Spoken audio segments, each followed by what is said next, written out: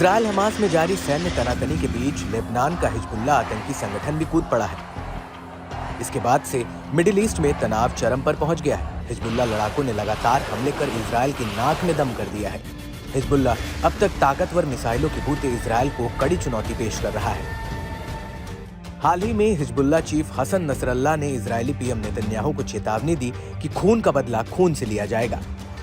इस दौरान नसरल्लाह ने हुंकार भरते हुए दावा किया कि उनके पास ऐसी मिसाइलें हैं जो इजरायल के सुदूर दक्षिण तक पहुंच सकती हैं। हिजबुल्लाह चीफ ने कहा कि हमारी सटीक निर्देशित मिसाइलें इजरायल के लाल सागर तट पर इलियट तक पहुंच सकती हैं।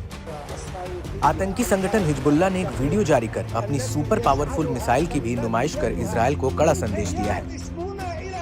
वीडियो में हिजबुल्लाह के मिसाइल टेस्ट के फुटेज देखे जा सकते हैं।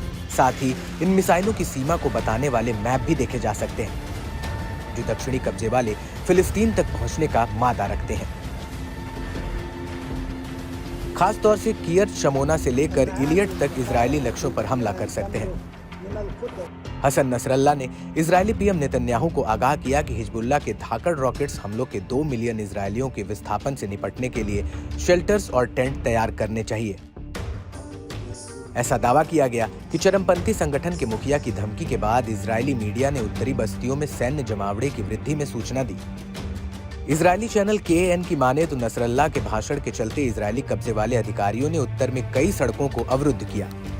गौरतलब है कि मोसाद के पूर्व प्रमुख डैनी याटोम ने माना है कि दक्षिणी लेबनान में हिजबुल्लाह के साथ युद्ध मोर्चा शुरू करना इजरायल के हित में नहीं है। याटोम ने एक इजरायली मीडिया आउटलेट को बताया कि इजरायल आज प्रतिरोध की धुरी के खिलाफ अकेला खड़ा है। हम इससे लड़ने के लिए मजबूर हैं। हिजबुल्लाह ने बीते शुक्रवार को इजरायली कब्जे वाले बलों के सैन्य स्थलों और विधानसभा बिंदुओं को निशाना बनाने की जिम्मेदारी ली।